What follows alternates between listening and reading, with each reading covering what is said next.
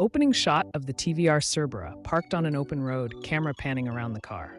Welcome to the review of a true British brute, the 1994 TVR Cerbera. A car that doesn't follow the rules, doesn't care about comfort, and was built with one goal in mind: pure, unfiltered speed.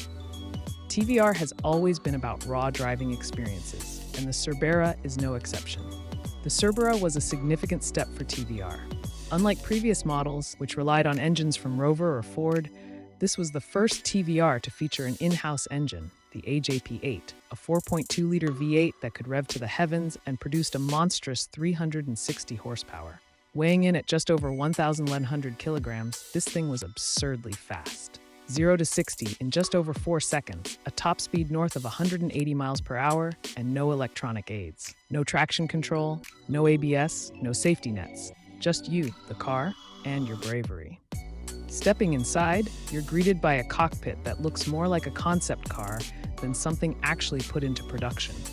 The dash wraps around the driver with switches and dials in places you wouldn't expect. The steering wheel is minimalist, and the seating position is low and snug, giving you the sense that you're part of the machine. But don't expect German-level build quality. TVRs were known for their quirks, and the Cerbera was no different.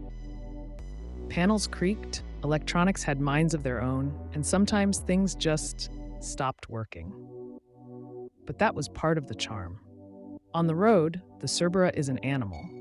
The V8 barks to life with an aggressive growl, and every touch of the throttle feels like it wants to launch you into the next dimension.